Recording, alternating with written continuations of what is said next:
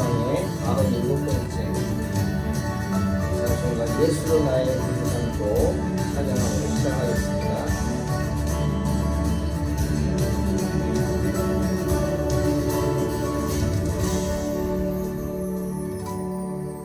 예수로 나의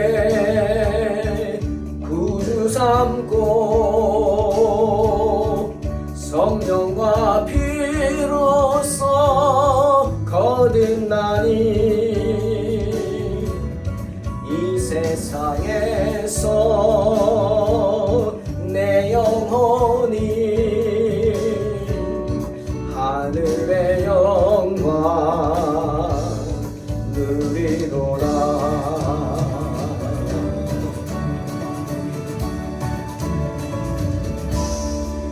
예수로 나의 구주 삼고 성령과 피로써 거듭나니 이 세상에서 내 영혼이 하늘의 영광 누리로다. 이것이 나의 간증이요 이것이 나의 찬송일세. 나 사는 동안 끊임없이 구주를 찬송하리로다.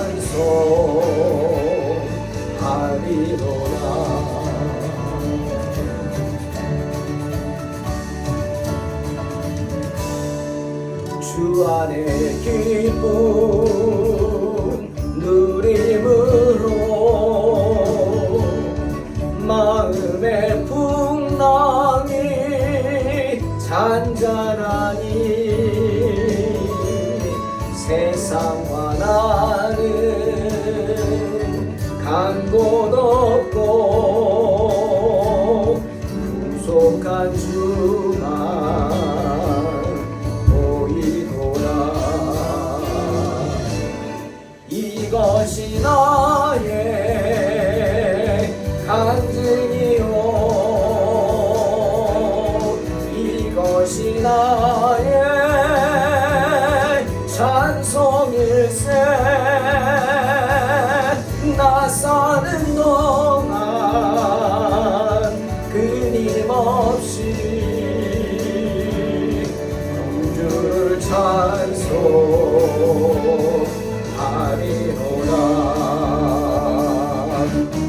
이것이 나의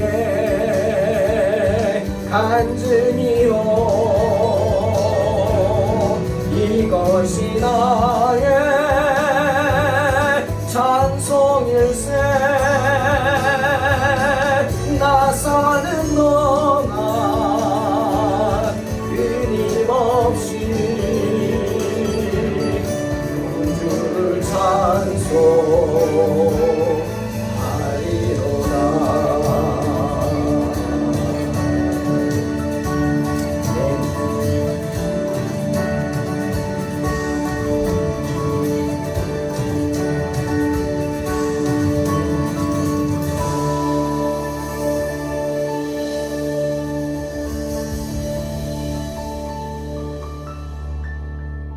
출애굽기 27장 9절로 19절 봉독합니다.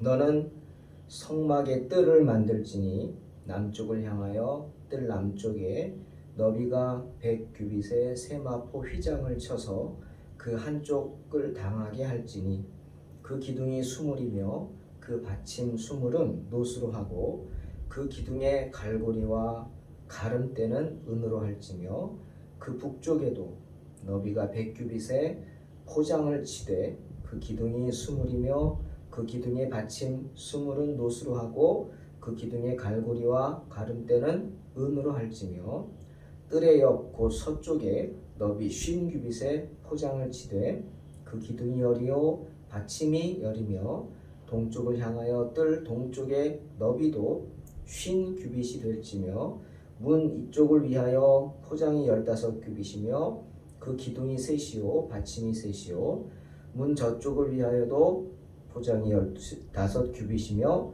그 기둥이 셋이요 받침이 셋이며 뜰 문을 위하여는 청색 자색 홍색 실과 가늘게 꼰 배실로 수놓아 짠 20규빗의 휘장이 있게 할지니 그 기둥이 넷이요 받침이 넷이며 뜰 주위 모든 기둥의 가름대와 갈고리는 은이요 그 받침은 노시며 뜰의 길이는 100규빗이요 너비는 50규빗이요 세마포 휘장의 높이는 5규빗이요 그 받침은 노시며 성막에서 쓰는 모든 기구와 그 말뚝과 뜰의 포장 말뚝을 다 노수로 할지니라. 오늘은 성막의 뜰에 관한 이야기입니다. 우리가 알다시피 성막은 크게 성소와 지성소로 나뉘어 있고 그리고 그 성막 바깥에 뜰까지 구성되어 있습니다. 그 바깥 뜰까지가 성막이라고 할 수 있겠죠. 그리고 그 뜰을 막아 놓았죠. 막아서 보호하는 성막의 울타리가 구성되어 있습니다. 우리 그림에 보듯이 되어 있죠. 성막은 하나님께서 이스라엘 백성들을 만나기 위해서 찾아오신 장소입니다. 즉 하나님의 임재의 장소죠. 그 중에서도 법궤가 놓여있는 지성소는 지극히 거룩한 곳으로 아무나 못 들어갑니다. 제사장도 함부로 못 들어가죠. 그해 대제사장만이 그것도 1년에 한 번 촉죄일에만 들어가서 봉사할 수 있었습니다. 성소는 이 성막 안은 제사장만 들어갔고 이 성막 안은 일반인은 절대로 접근할 수가 없었죠. 오직 제사장들만이 들어갈 수 있었고 교대로 성소를 지키며 특히 이제 다음에 나올 텐데 성소 안에 등잔에 불이 켜져 있습니다. 그 불이 꺼지지 않도록 지킬 의무가 있었습니다. 오늘 성막의 뜰이란 성소의 바깥쪽, 즉 성막 앞에 있는 이 뜰을 말합니다. 그곳에는 뭐가 있느냐? 우리 지난 시간에 했던 놋제단이 있습니다. 제단이 있어서 제사장들이 거기서 끊임없이 번제를 드리고 있었습니다. 또 성전에 그 향로가 있죠. 향로에 불이 꺼지면 안 되죠. 그 불을 꺼지지 않도록 하기 위해서 이 제단 숯불이 바깥에 그 제단, 놋제단의 숯불이 항상 피어 있었고 그 숯불로 향로에 불을 붙였습니다.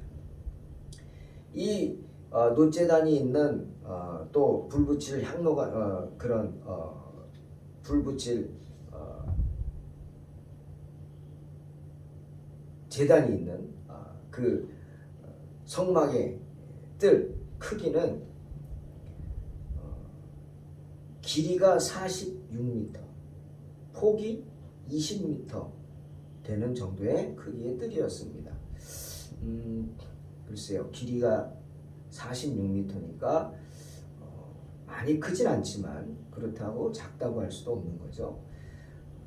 또 이 성전의 뜰은 일반인들이 함부로 접근하지 못하도록 또 함부로 궁금증이 참 문제죠. 사람이 궁금증을 책망당하지 않습니까? 베드로도 주님이 책망하셨죠. 베드로가 요한이 어떻게 되냐 그러니까 책망하셨죠. 궁금해하지 말라고 네 할 일만 하라고. 그렇죠. 기웃기웃거리다가 또 죄를 범할까봐 이 성막의 바깥 뜰은 텐트가 이 막혀 있었습니다. 울타리가 쳐져 있었습니다. 가장 좋은 세마포 앙장, 휘장으로 울타리가 쳐져 있었고 튼튼하게 하기 위해서 적당한 간격으로 구멍을 냈고 구멍이 난 또 밑에 놋받침 그 위에 기둥들을 세웠죠. 그리고 그 기둥들이 넘어질까봐 끈으로 다 연결해서 가름대와 갈고리 그거는 은으로 만들었죠. 그리고 이 기둥들을 세마포 그 앙장, 휘장에 고정을 시켰습니다. 그리고 성전의 뜰 입구에 문으로 사용된 앙장, 휘장은 그러니까 입구죠. 다른 그 휘장보다 더 좋은 것이었습니다. 16절에 뜰 문을 위하여는 청색, 자색, 홍색 실과 가늘게 꼰 배실로 수놓아서 짠 20규빗의 휘장이 있게 하라. 좋은 것으로 아주 고급스럽게 입구는 이렇게 만들어졌다. 오늘 이 성막의 뜰, 하나님께서 성막의 뜰을 만들라고 하신 이유가 뭘까 한번 생각을 해봅니다. 즉 아무나 접근하지 못하게 하라는 거 아니겠습니까? 막아놓는다, 펜스를 친다, 울타리를 친다, 뭡니까? 접근하지 말라는 거죠. 즉 하나님은 성막에 이스라엘 백성들이 함부로 접근하는 것을 막으셨습니다. 함부로 그 안을 들여다보지도 못하게 했습니다. 사방을 휘장을 쳐서 그래서 막아놓았습니다. 왜?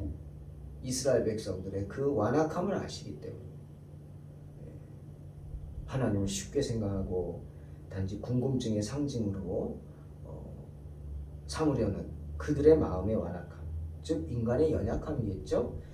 그래서 죽을까봐 함부로 하나님의 경건함을 범해서, 거룩함을 범해서 죽을까봐 못 보게 했다, 막아놨다.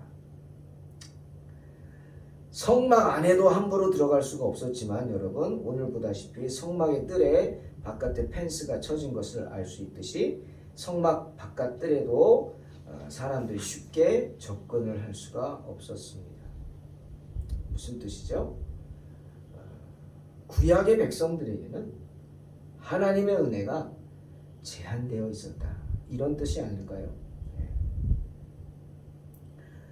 심지어 하나님의 언약의 말씀이 담긴 법궤, 언약궤가 있는 그 지성소에는 일반 제사장들도 못 들어갔어요. 함부로. 철저하게 하나님은 접근을 막으셨다. 그 의미는 하나님 만나기가 힘들었다는 거죠. 거의 몇몇 사람 말고는 만나지 못했다, 이런 의미겠죠.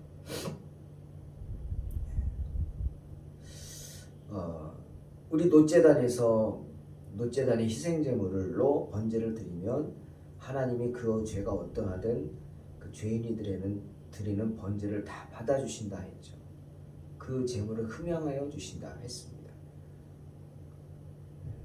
하지만 그렇다고 해서 아무나 쉽게 제단에 접근할 수는 없었다 하는 겁니다. 정말 구별된 마음으로 구별된 예물을 가지고 하나님 앞에 나오는 사람만이 제단 앞으로 나와서 그 모든 죄를 용서받을 수 있는 거지, 그냥 구경하듯이 쉽게 접근할 수는 없었다. 제사장들이 정한 제물이 있죠. 흠 없는 것으로 하라. 참 이게 어려운 말입니다. 흠 없는 것으로 하라. 그 흠을 어떻게 기준을 삼고 찾느냐, 이게 참 어려운 거죠. 하나님께 드리는 것은 그런 겁니다. 무엇을 바쳐라, 얼마를 바쳐라, 이러지 않습니다. 하나님은 그 마음에 원하는 대로, 즐겨내는 대로 사랑하신다. 하나님 예배는 어떻게 드립니까? 예배는 이렇게 첫 송영하고 부르고 일어났다 앉았다 하고 성시 교독하고 성경 읽고 찬양 대 찬양 이렇게 예식을 주시지 않았어요. 그저 뭐라 그랬어요? 신령과, 하나님은 영이시니 예배하는 자가 신령과 진정으로 예배할지니라. 너무 쉬운 말 같지만 이게 너무 어려운 말이에요. 신령과 진정함, 신령한 마음으로, 그리고 진정한 마음으로 하나님께 예배드리라. 때문에 예배에 형식이 없습니다. 정해진 형식이 없어요. 각 교파마다 예배 형식이 좀 다를 겁니다. 하지만 대부분 비슷한 건 왜? 우리 장로교회 예배 이 형식들을 종교개혁 때부터 유지해온 이런 형식들을 많은 다른 교단들이 따라하기 때문에 왜? 개신교의 시작은 장로교잖아요. 프레스비테리언 처치. 거기서 갈라진 거 아닙니까? 그래서 많은 대부분의 교회가 우리 장로교 예배의 순서를 따르고 있고 우리가 드리는 예배가 그냥 뭐 하는 게 아니라 다 거기 예식에 따른 어떤 이유가 목적이 있다는 걸 여러분 아시기 바랍니다. 그만큼 하나님께 나아간다는 것은 그냥 우리가 무슨 시험 문제 풀듯이 시험 봐서 몇 점 이상만 가 이런 게 아니라는 거예요. 하나님이 테스트하는 시험은 100점도 있고 빵점도 있겠지만 100점이라고 해서 하나님 기뻐하시지 않고 빵점이라고 해서 하나님 싫어하시지 않는다. 왜? 하나님의 마음을 우리가 알 수가 없어요. 그러니 그저 내가 빵점 받는 부족한 사람이라도 최선을 다해서 그 시험에 임하면 되는 겁니다. 여러분 무슨 말씀인지 알겠죠? 하나님께 나아가는 것은 그렇다. 구약시대의 이스라엘 백성들에게는 그런 마음이 없었단 말이에요. 하나님이 애써서 너희는 안 돼가 아니라 하나님은 누구나 하나님께 나오기를 원하시지만 함부로 나오다가 다 죽을까 하노라. 여러분 시내산에서 모세를 하나님 부르실 때 모세에게 하나님이 몇 번을 당부하잖아요. 백성들 말려라. 왜 시내산에 구름이 가득 끼고 번개가 치고 두려움을 줬을까요? 이스라엘 백성들이 접근하지 못하게. 성경은 돌격할까 하노라. 이 돌격한다는 건 뭐예요? 전쟁에서 돌격 앞으로 무조건 뛰어가라 이거잖아요. 무조건. 이것저것 따지지 않고. 그러면 안 된다. 하나님 앞에 나아갈 때는 무조건 나아가는 게 아니라 하나님을 생각하면서 하나님 앞에 어떤 자세로 갈지를 생각하면서 구별된 마음으로 나아가는 거예요. 아멘. 때문에 모세에게 부탁한 거예요. 당부한 거예요. 너 백성들 말려. 어느 선까지 넘어오지 못하게 해. 그들이 돌격할까 하노라. 그러면 다 죽여야 되죠. 다 죽죠. 왜? 거룩하신 하나님께 어리석은 인간들이, 죄 많은 인간들이 접근하면 죽게 돼 있는 거예요. 그때는 대속의 은혜가 없었잖아요. 예수님의 보혈이 없었죠. 그겁니다. 아무나 접근할 수가 없었어요. 제사장들이 정한 특별한 제물을 준비하지 못하면 내가 귀하게 여기는 거라고 바치겠다? 안 된단 말이에요. 안 된다. 나중에는 제사장들이 타락해서 이것을 악용해가지고 자기들 입속을 챙기죠. 흠없는 거 이렇게 해가지고 털 있으면 안 돼. 검은 털 있으면 안 되고 뭐 얼룩 있으면 안 되고 다 갖고 왔는데 자기들을 다 퇴짜 놓죠. 제사장들이. 그래서 성전에 양 파는 사람, 비둘기 파는 사람 이런 사람들이 많았던 게 그 이유입니다. 왜 그 사람들이 거기 있었겠어요? 제사장들하고 결탁하고 제물을 바치러 갖고 왔는데 빠꾸 놓으니까 어떻게 해요? 돌아갈 수는 없죠. 집에 가서 다시 준비할 수 없죠. 그러니까 제사장들 마음에 드는 거 제사장들이 그랬죠. 야, 이 앞에 가면 있어. 우리가 합격시켜 놓은 거 있어. 무슨 KS 마크 붙여 놓듯이 했어? 있어. 그걸로 사오는데 이렇게 하고 장사꾼들하고 타협을 해서 비싸게 팔고 얼마는 제사장들의 주머니로 들어가고 뭐 이런 그거에 주님이 진노하신 거죠. 바로 그겁니다. 제사장들이 특별히 정한 제물만 준비하는 것. 그걸 못하면 번제를 드릴 수 없었어요. 하지만 초창기에는 그런 타락한 모습이 아니라 정말 제사장들이 하나님 앞에 구별된 것을 드리려고 애썼다 이겁니다. 그러니 결론을 얘기하면 구약 시대에도 은혜의 방편은 있었습니다. 놋제단이 있었죠. 이게 뭡니까? 제사입니다. 제사라고 하는 구약 시대에도 제사라고 하는 은혜의 방편은 있었지만 그 은혜에 누구나 쉽게 접근할 수는 없었다. 성전의 뜰에 처진 울타리가 바로 그것을 의미하는 것입니다. 사랑하는 성도 여러분, 하지만 지금은 어떻습니까? 신약 시대인 지금, 예수님이 오신 후 지금은 다르죠. 성전 뜰에 쳐진 울타리가 다 헐려버렸습니다. 뭐로? 복음의 권세로 다 헐려버렸어요.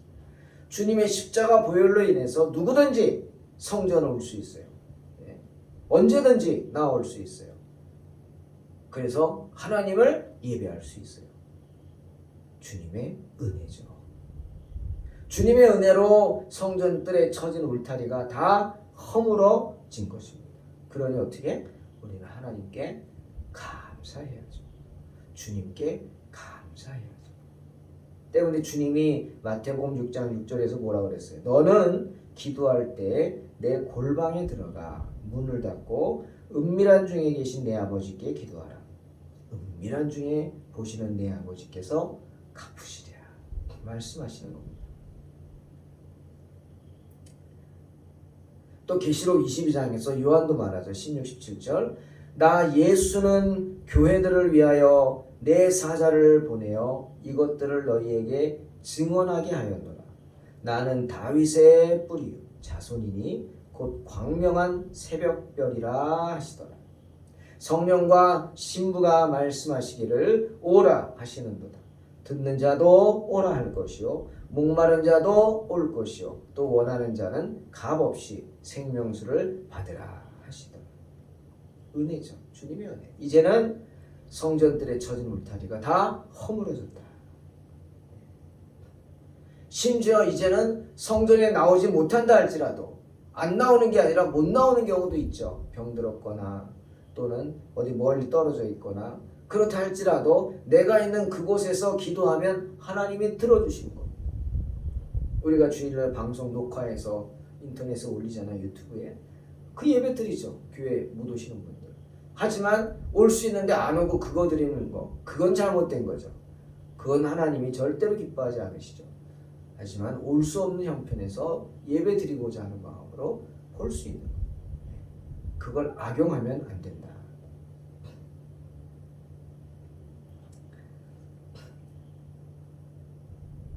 때문에 주님은 마가복음 11장 24절에서 이런 은혜의 말씀하셨어요. 그러므로 내가 너희에게 말하노니 무엇이든지 기도하고 구하는 것은 받은 줄로 믿으라. 그리하면 너희에게 그대로 되리라. 아멘. 그대로 되는 축복. 기도하면 그대로 되는 축복. 이런 축복을 받으시기를 주의 이름으로 축원합니다. 이것이 하나님의 뜻입니다. 하나님의 뜻이 뭐라고요? 사람들이 어디서나 기도하는 것입니다. 그리고 기도하는 것마다 하나님이 응답해 주시는 것. 기도하는 대로 물론 하나님이 기뻐하시는 기도가 되어야겠죠. 되리라. 또한 구약시대에는 누구도 하나님의 이름을 함부로 부를 수가 없었죠. 그래서 이스라엘 백성들은 하나님의 이름을 잃어버렸어요. 잊어버리고 잃어버렸어요. 하나님의 이름이 뭐냐? 야훼요. 야훼. 그런데 이 야훼를 함부로 부르지 못하니까 하나님의 이름을 어떻게 부를지 몰라 모음을 잊어버렸어요. 자음만 있어요. 그래서 그거를 뭐라 그래요? 여호와라고 읽습니다. 여호와. 여호와 아닙니다. 하나님의 이름은 여호와가 아니라 야훼. 신학자들이 밝혀낸 거죠. 야훼입니다. 야훼. 근데 그걸 잊어버린 거예요. 이름을 아주 잃어버렸어. 왜? 야, 그분이야. 이렇게. 그래서 가짜 문자처럼 아도나이 이렇게 했어요. 아도나이 하면 누구냐? 하나님을 뜻하는 거예요. 그분. 그분. 우리가 주님 그럼 누구예요? 예수님이죠. 주님 하다가 예수님의 이름을 잊어버릴 것 같아요. 그런 겁니다. 아도나이. 못 불렀어요. 하지만 지금은 어디서나 언제나 모든 사람이 예수 그리스도의 이름을 부를 수 있습니다. 사도행전 2장 21절에 말하죠. 누구든지 주의 이름을 부르는 자는 구원을 받으리라 말씀합니다. 사랑하는 성도 여러분, 시편 41편 11, 13절에서 다윗은 이렇게 고백하고 있습니다. 내 원수가 나를 이기지 못하오니 주께서 나를 기뻐하시는 줄 내가 알았나이다. 주께서 나를 온전한 중에 붙드시고 영원히 주 앞에 세우시나이다. 이스라엘의 하나님 여호와를 영원부터 영원까지 송축할지로다. 아멘. 아멘. 이런 믿음으로 승리하시기를 주의 이름으로 축원합니다. 하나님 감사합니다. 이스라엘의 하나님 여호와의 이름을 부르는 복된 성도들이 되게 하시고 주님의 은혜로 성전 뜰에 쳐진 울타리가 허물어졌음을 깨닫고 언제나 어디서나 어떤 형편과 처지에서도 주님의 이름을 부르짖는 복된 성도들이 되게 하여 주시옵소서. 예수님의 이름으로 기도하옵나이다. 아멘. 믿음으로 승리하시기